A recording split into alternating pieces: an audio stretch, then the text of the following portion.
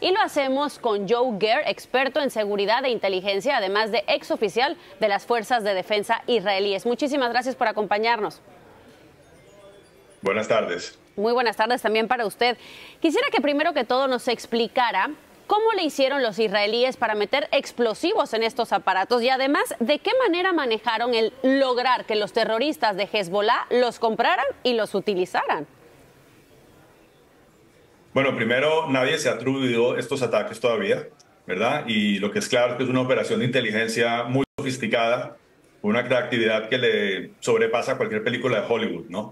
Hacer algo así toma meses, si no años, para organizar y tiene que ver realmente con la cadena de suministro del pedido de esos dispositivos electrónicos.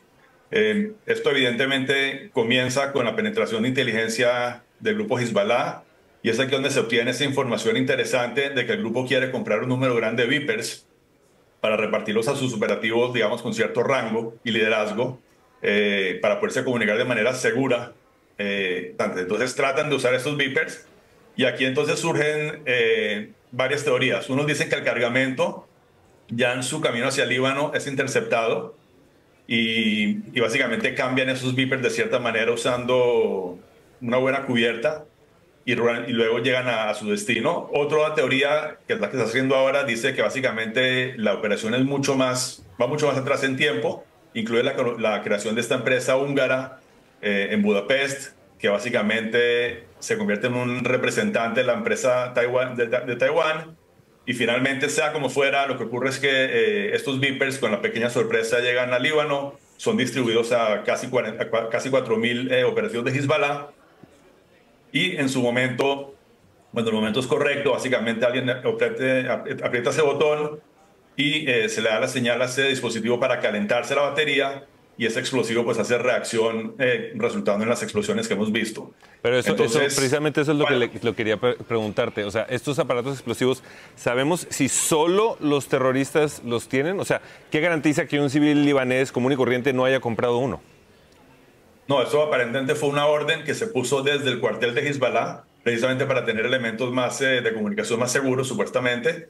Y entonces, cuando llegan cuando llega ese pedido y es distribuido, digamos, a esos líderes de Hezbollah, de la organización, que tienen que tener esa comunicación segura, es ahí cuando básicamente pues son detonados. Y ahora también las consecuencias básicamente son interesantes, porque por un lado, por ahora el grupo Hezbollah tiene 4.000 más o menos terroristas menos en condiciones de pelear. Número dos, el golpe psicológico es tremendo, y ahora van a pensar dos veces, especialmente después del día de hoy, en cómo se comunican y qué aparato usan. Y tercero, pues llega a un punto que es importante, que es un golpe muy fuerte al sistema de comunicación y control y comando de este grupo, ¿no? Entonces, el timing ahí también es interesante.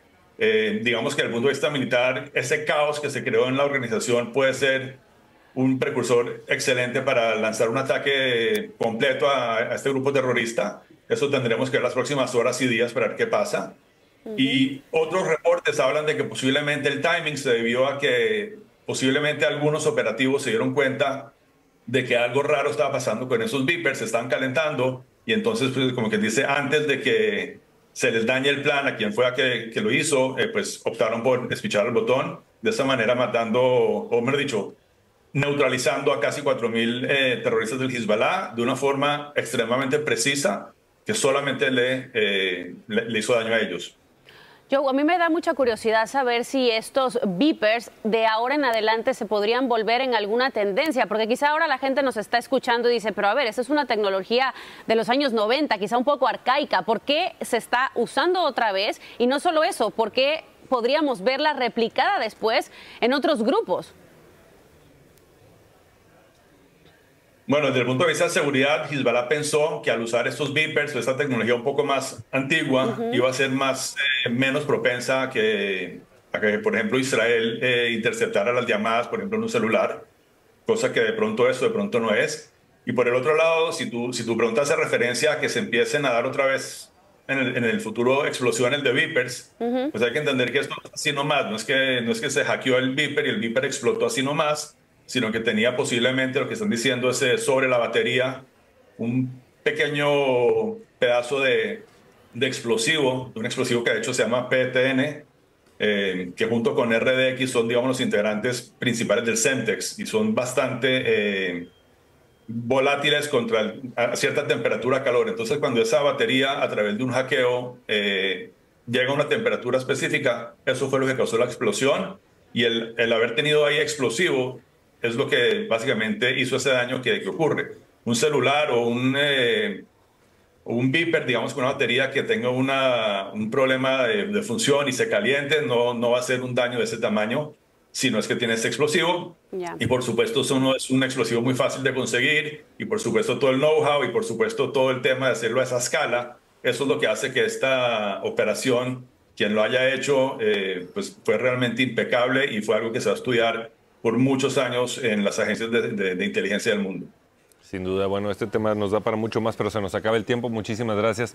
Joe Ger, experto en seguridad e inteligencia y exoficial de las Fuerzas de Defensa israelíes. Con gusto.